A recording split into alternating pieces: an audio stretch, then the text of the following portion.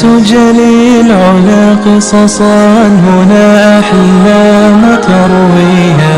لسجل العلا قصصا هنا أحلام ترويها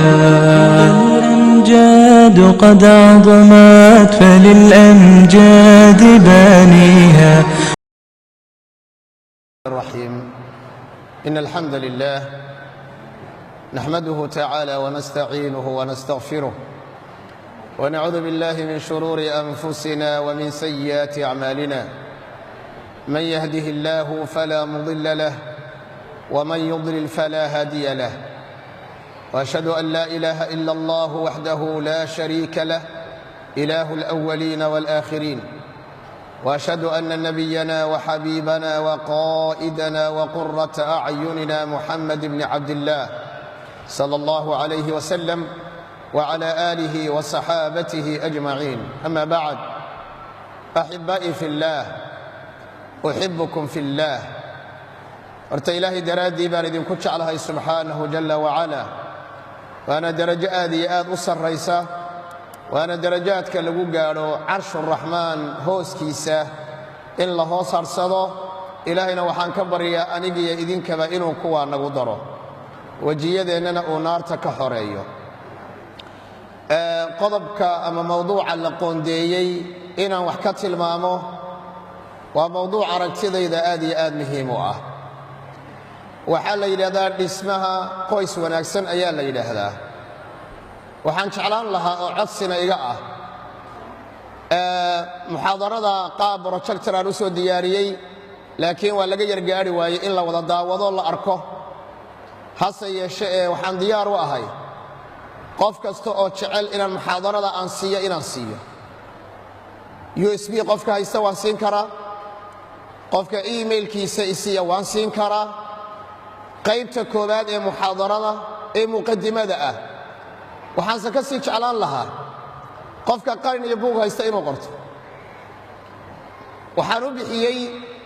kelimadani laba mawduuc bay ka koobnaan doontaa.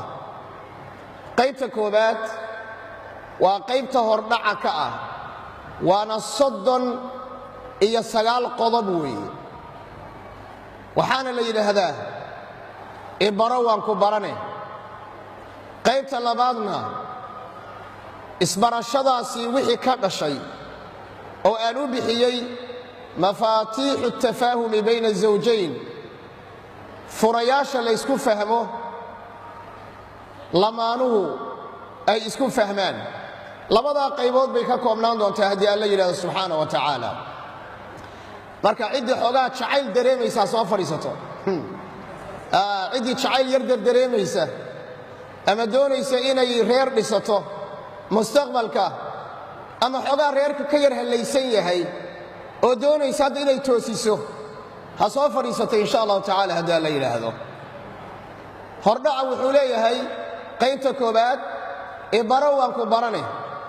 qaybtan waxaan isticmaalayaa 39 qodob intaana gabadha guursanin. waadna arki doontaan qodobada muhiimka ay leeyihiin. waxaan ku bilaabayaa,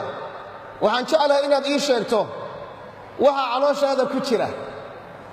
gabadhi baa shukaansanaysaa, wiilkii gabadhi baa shukaansanaysaa, wiilkuna gabadhi buu shukaансanayaa.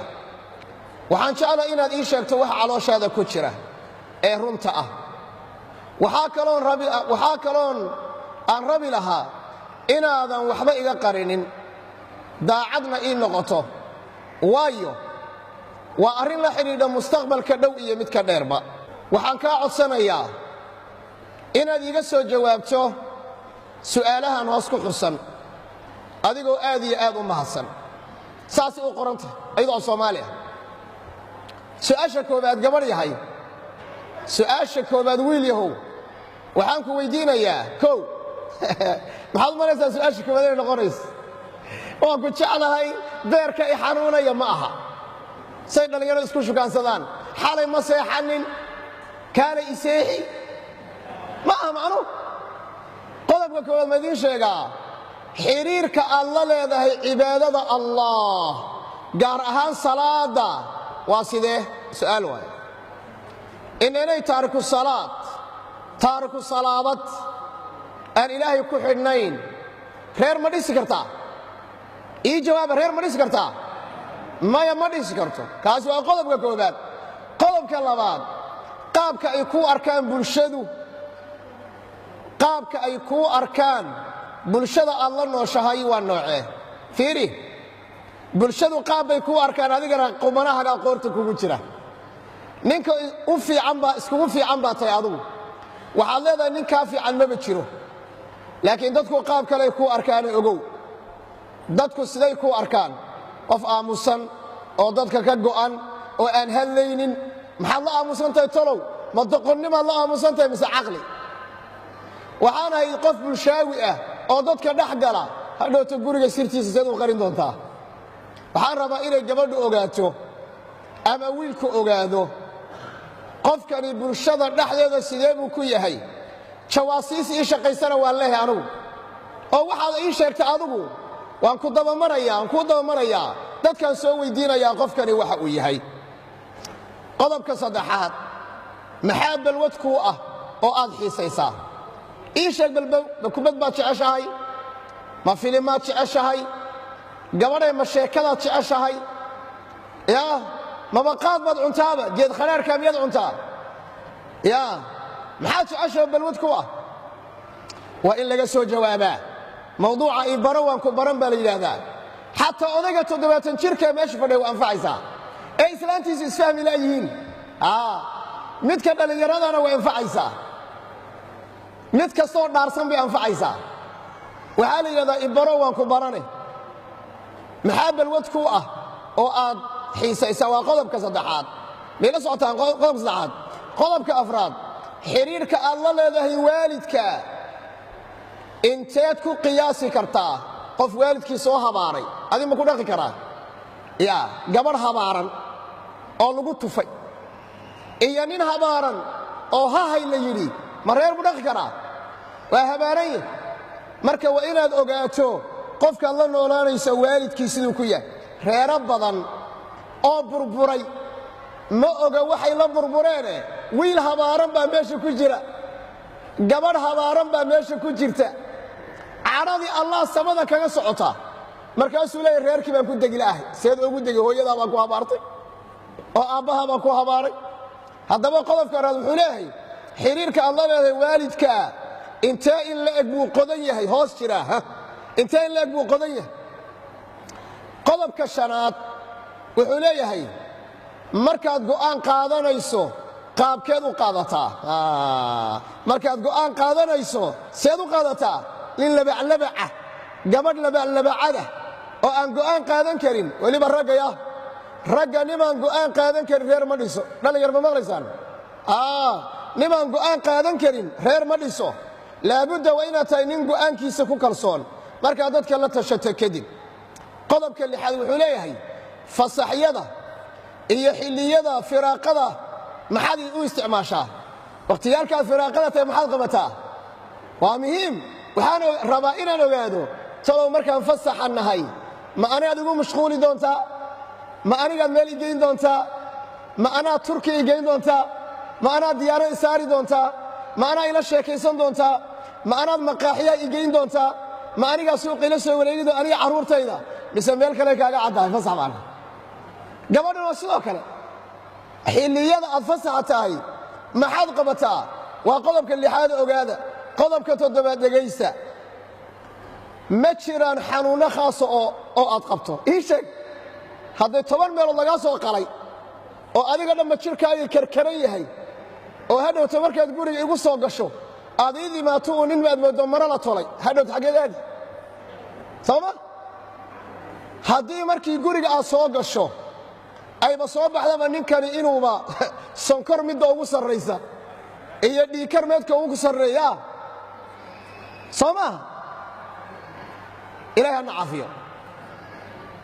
ya gabadh baa nin guriga loo geeyo habeenkii saa guriga loogu gelay bay suuxday dhakhtarka markii la geeyana waxaa lihi gabadhana asmay qabtayba maxaad u sheegi weyday asma inaad qabto ilaa habeenkii arooska waa suuxday cudurradu waa wax jiri kara dhalinyaro su'aal baad weydiinayaa run iiga jawaaba markaad gabdhaha shukaansanaysaan su'aalaan ma weydiisaan beerka ay xanuunaya sooma taasaad ku mashquushaan su'aalahan waa su'aalo muhiima weeye si fiican u dhegaysta waana waxa uu guryaha nooga dumay ogaada ma jiraan xanuuno khaasa oo aad qabto ii soo sheeg qodobka 8aad waad la yaabi doontaan ma khuurisaa habeenkii maxaa dhacay haddayba anigu aan ahay dadka markay hurdadu ka tagto aan seexan karin mar labaad adiguna khuuradaada deriska laga maqlayo soo jeedkaa badan hadhowta xanuun baa igu dhalan doona iisii sheeg marka inaad khuuriso oo khuuro weyn aad leedahay khuurada quruxda badan lama sheegayo xaragada khiiq ah khuurada waxaa sheegaya maxaa la yidhahdaa deriska iyo colka iyo markay yimaadaan haddaa ninkaa laftiisa khuurada weyn colaad markay dhacdo waxaa weeye asaga ragga lagu hordilaya saa daraaddeed waa inaad doodo gabadhay ma khuurisaa laakiin khuurada ragga u badan sooma qodobka 9aad dhegaysta cuntada nooceeda ugu jeceshahay adeer ninkaagan indhaha waa weyn haddaada gabadha weydiinin cuntada aad jeceshahay sidaan horay u sheegnay wax badan ku celnay bariis baasto dalacbilaash haye dhowr jeer waan ku celinay hadhowta maxaa dhacaya haweenku inay dhahaan sheekhow nimanka soomaaliyeed jacayl waxba kama yaqaanaan sax waa nimay ayadu toogatay waa nimaad adigu dishay gabdhaha waxaan ku dhaha ragga waa la nafaqeeyaa fiiriya su'aal hadda haddaan gabdhaha way iga fog yihiine aan hal su'aal weydiin lahaa waan jeclaan lahaa oo aan codkooda maqli lahaa oon gabadh walba aan ku dhaho carruurta guriga joogta yaa carruur ilmahe ugu yar yaa carruurta guriga kuu joogta ilmahe ugu yar haween badan baan weydiiyey islaam walba waxay leedahay wiil baa iigu yar gabadh baa iigu yar aamus ninkaa kugu yar ilmaha waxa ugu yar waa ninka weliba waa idiin sheegayaa dhegaysta qofka ugu dambeeye la seexiye ee sariirta la geliye ee go'a la huwiye ee caanaha la siiyo ma ilmaha mise waa ninka runta ii sheega soo ninka maaha fiiriya haddaba dadka guriga ku nool ilmaha ugu yar ilmaha reerka ugu yar ma la dayacaa mise waa la dhaqaaleeyaa dhaqaalaysta dumarkow raggiina dhaqaalaysta oo macsarada iyo cambuulada ku gura iyo kalluunka waxaa kale oon jeclahay inay gabdhuhu fahmaan iyo raggaba in masaajka la barto masaajka ma taqaanaan ninka markuu shaqada ka soo noqdo odayga intaad sariirta aad go' khaasa saarto seexi asaga dhanba kadibna min madax ilaa luga masaajka u samee oo haddaadan ninkaaga u masaajaynin ma islaan gaalaama u soo masaajayn marka aduu kugu soo daalay ninkuna waa inuu masaajka barto xaaskiisu masaajay isu masaajeeya marka cambuuladu waa muhiim oo digirtu waa muhiim oo macsaradu iyo olyaliibadu waa muhiim oo kalluunku waa muhiim oo qudaartu waa muhiim marka ragga hala dhaqaalaysto haddii kale hadhowta waxaa la dhihi ragga soomaaliyeed jacayl ma yaqaanaan nin aad dishay jacayl muxuu ka garan allihii alla cuntada nooceed oogu jeceshahay haddaba ninkaagu isii sheeg gabadhuna ha weydiiyo qodobka 10aad maxaa kaa xanaajiya si aan kaaga ilaaliyo allahu akbar qodobka waan ku celinayaa leesh lianna waa qodob muhiima war haddaan xanaaqo haddii aad xanaaqdo war qorta dee darsiga wadhigan sheekhaas cimaamadda cad khayr allah siiyo qor waa muhiime jazaaka allah khayran hore baan u idhi ninka jacayl dareemaya ha yimaado saas maaha gabdhahana waa saas iyagana waxaan doonayaa marka inaan dhaho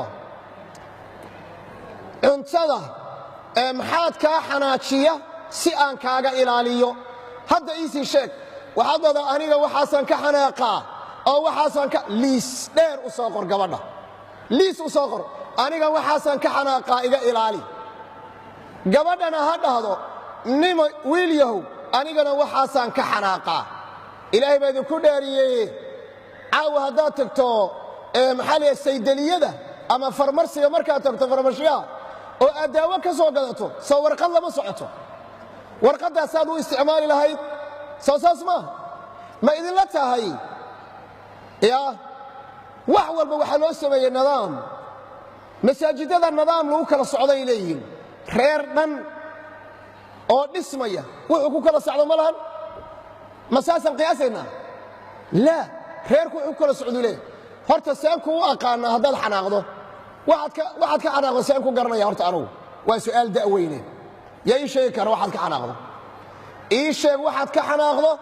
adigana soo gudb waxaad ka xanaaqdo waa qodobka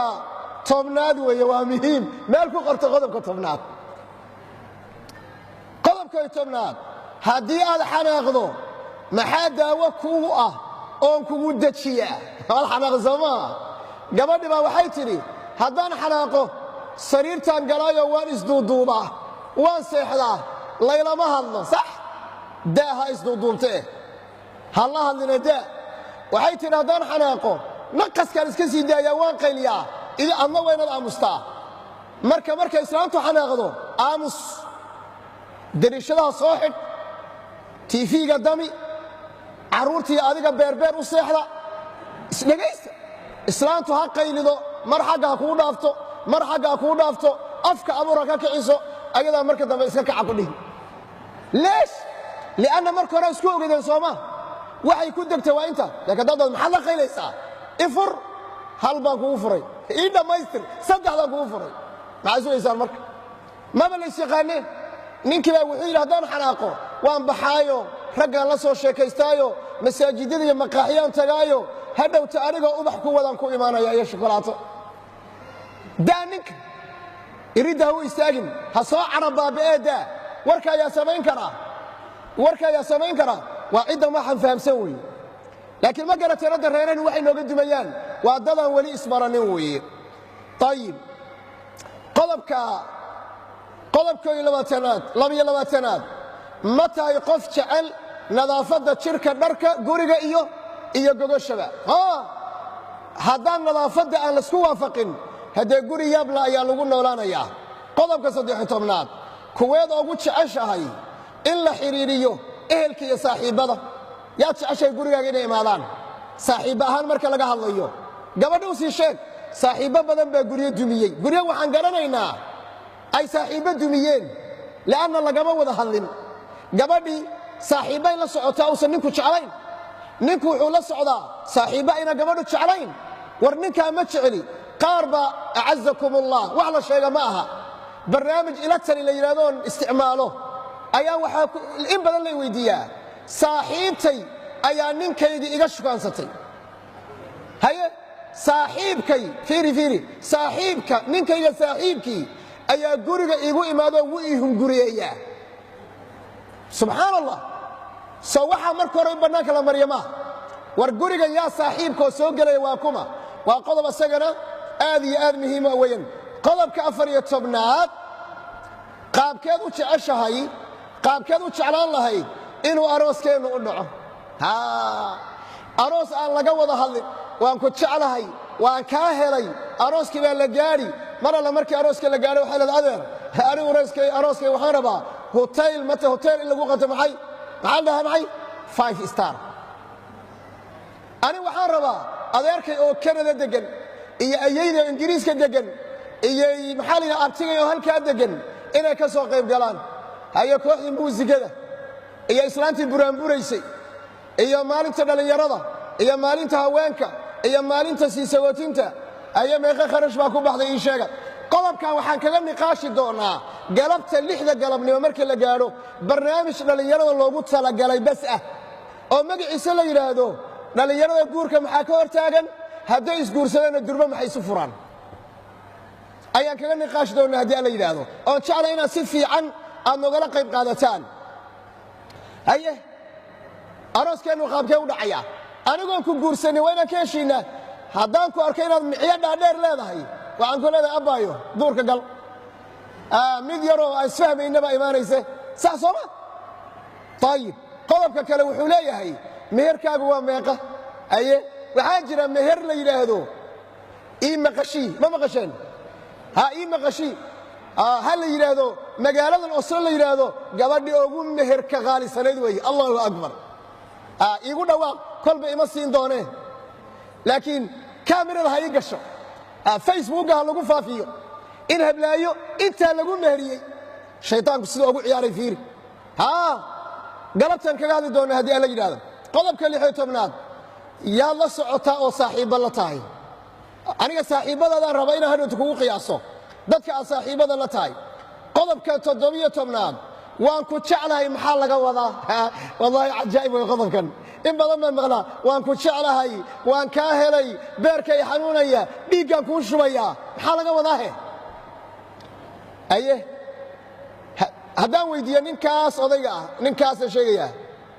ninka hadaan su'aasha weydiiyo mise ninkaas aan weydiiyaa maya kaas aan weydiinaya xaaskaaga markaad leedahay waan ku jeclay maxaa ka wadaa gabadha inteeda guursanin aad leedahay waan ku jeclay maxaa laga wadaa horta haween la isweydiiyaa war waan ku jeclay waa in meel la saaraa hawey waan ku jeclahay waa in meel la saaraa idan su'aalahan oo dhan fiiriya waxay u baahan yihiin jawaab mar dhowna waxaa arki doontaan annagoo intaan weeb u samaynay oon su'aalahan jawaabo ku soo qornay qofku intuu jawaabahan galo su'aalahan uu qoro kadibna warqad ku soo baxayso ku dhahaysa adeer wali ma guursan kartid dib ugu noqo koorsa lagu siinaya gabadha ordaysa la nima guursanaya adeer horta bal shuruudan soo buux nin kale horta waan guursanayo horta bal shuruudan soo buux okay yaa la socota waan ku jeclay maxaa laga wadaa qodobka 18 hadii uu yimaado khilaaf sideed u xallin doontaa qaabkee goobtee xilligee waa muhiim jiddan wey malaa'ig isma guursanin waxay isguursadeen waa bashar caadi ah haddaba haddaan isguursanno khilaaf imaado waxaan rabaa inaan ogaado khilaafka saad u xallin doonto goobtaad u dooran doonto qolka jiifka xol laguma xalliyo qolka jiifka hoola waaweyn oo kale u yaalla dadka qaar baa waxay ku xisaabtaan qolka jiifka haday hadalka maxad ilahayd markaas hurdadii ninkii ka tagaysa oo gabadhii ka tagaysa markaas xagga isu gadinaya or qolka jiifka nidaam baa lagu talagalay dhalinyaro xagee wax lagu xalliyaa fadhiga lagu xalliyaa goobtee lagu xalliyaa xilliga la xalliyaa ma markaan xanaaqsanahay ma markaan shaqada ka soo galo ma markaan daalanahay ma markuu madaxii xanuunayo ma markay goorma la xalliyaa saacadee la xalliyaa meeshee lagu xalliyaa warkaas su'aalihiin inta alaway adeer ninka qoslayow shaqada arida ku taala ka jiifso qodobka 19 qaabkeed u fahansan tahay barbaarinta ubadka adeer carruur hadduu allana siiyo qaabkeed u fahansan tahay meeqa kitaab baa soo akhriday meeqa dawraad soo qaadatay meeqa muxaadaraad soo dhegaysatay horta ilmaan dhalayaa ma ahane horta ilmo in la barbaariyo maxaad u fahansan tahay qodobka 20aad dhaqaalaha reerka sideed u qorshayn doontaa mustaqbalka dhow iyo mustaqbalka dheerba adeer reerkani waa dawlad reerkan dawladda dhaqaalihiisu xagee ka soo gelaya habeen dhaweyd waxaa la weydiinayay sheekhow waa ninaya xaas baan ku qabaa Ameerika midna Soomaaliyan ku qabaa tii Ameerika joogtay waxay leedahay waxba ha shaqaynina guriga noo joog adeer haddaadan shaqaynin maxaad qabanaysaa ma islaanta war annaga wax aragnay hadda koor Soomaaliya xoolaha dumarka ruwaaba ka eesheeg Soomaaliya maqal xoolaha dumarka ruwaaba ka calacalay ruwaaba neef ari aqaad islaantu markay arto ruwaaba waxa Allah waa kii neefkaygii cunay ruwaaba wuxuu yiri wallah haddaan xoolaha dumarka xoolaha ka aqoon lahaa ma cuneen adigana markaas doonaysaa inaad maxaa la yiraahdaa aad haweenka waxooda cunto war haweenka waxooda loo daayo oo hala shaqaysto waa muhiim qodobka marka qaabkee qodobka 20aad dhaqaalaha reerka sideed u qorshayn doontaa aan isku waafaqno qodobka 21aad mustaqbalka fog xagee jeclaan lahayd inaad ku noolaato adiga iyo xaaskaagaba maxaa mustaqbal noo ah waa qodobka 20aad weey qodobka 22aad qalbiga halkan ii soo jeesta marka qalbiga ii soo jeesta wax yar ii soo jeesta qalbiga xaaskaagu dhash ninkaagu hadduu isxiro qalbiga ninkaagu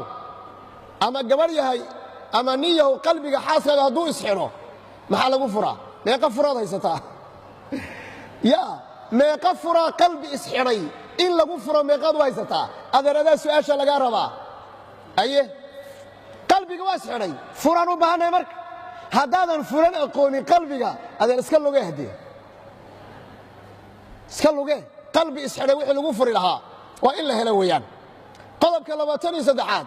maxaa kobciya allah kan waa cajaa'ib dhegaysta kan indhaha isku qabtaan mar caadi maaha kan khatar weeye wuxuu yidhi maxaa kobciya jacaylka kana dhiga beer qurux badan iyo biyaha badda oo kale yaa salaam haye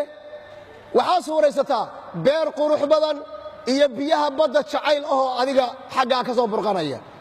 haye weli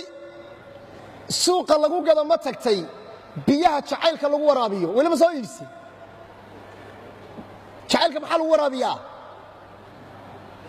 dhulka maxaa waraabiya biyo soo maaha ayaa jacaylka maxaa waraabiya adu ma is weydiisa jacaylka in la waraabiyo malab ah yaa jacaylka maxaa waraabiya waa inaad biyaha noocaas raadisaa qodobka 24aad aniga iyo adiga maxaan isku raacsannahay oo naga dhaxeeya horta su'aal aniga adiga maxaa naga dhaxeeya ayuutan wada gelaynaa soomooyin shaloongan wada gelaynaa sooma maxaa naga dhaxeeya wax walba soo nagama dhaxayn karo haddee waad yaabaysaan wax naga dhaxeeya haddaa idiin sheego xataa candhuufta naga dhaxaysa allah nabigu intuu biyo cabo oo saa u wareejiyo ay caaisho saa u wareejiso ayaa meeshuu nabigu ka kabaday ka kaban jirta allah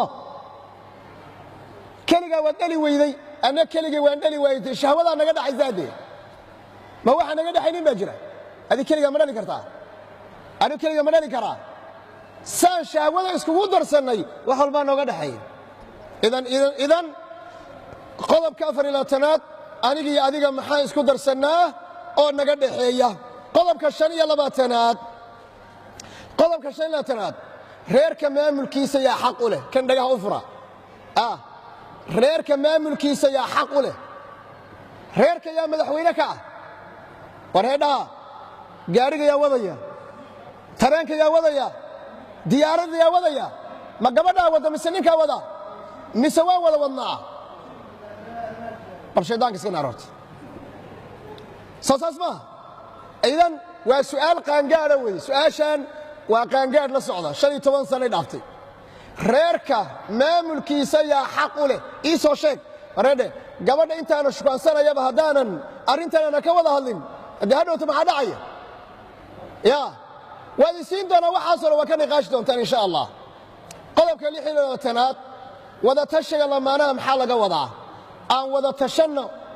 maxaa laga wadaa aan wada tashanno ayib aan wada tashanno maxaa laga wadaa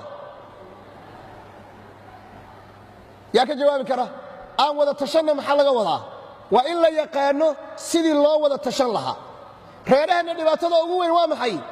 fannu idaarati alkhilaaf baana garanayn khilaaf hadduu dhaco see loo maamulaa khilaaf hadduu dhaco see loo maareeyaa soomaali o dhan baa garan la sooma soomaali o dhan baaba hadda garan la khilaaf baa dhacay soomaha war seen u maaraynaa xataa waa la garan la'yahay qodobka 26aad qodobka 27aad haddii ay musiibo dhacdo qaabkeed oo la dhaqmi lahayd abaar baa dhacday colaad baa dhacday xanuun baa dhacay imtixaan baa dhacay sideed u maarayn lahayd qodobka 28aad qodobka waa muhiima dhegaysta albaabka markaan ka soo galo seedii qaabili lahayd haye wejigee hadalkee ficilkee ayaad ii qaabil lahayd ninka guriga soo galayna wejigiisu waa noocee markuu guriga soo gelayo waa qodob muhiima wey qodobka 29aad marti iyo mudane sideed u maamuli doontaa marti waa dadka caadiga mudanahuna waa dadka qaraabada siiya maalan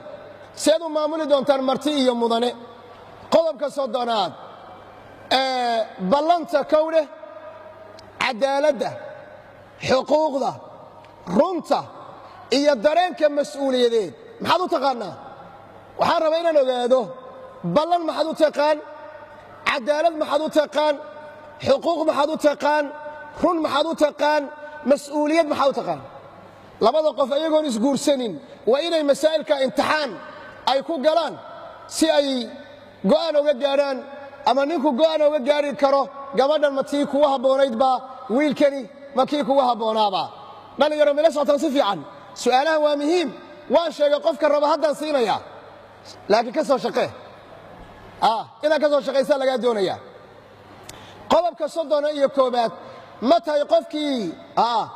ma tahay qofkii qof wixii loo geysto aan iloobin cuqdadlow miyaa tahay waad aragteen hadda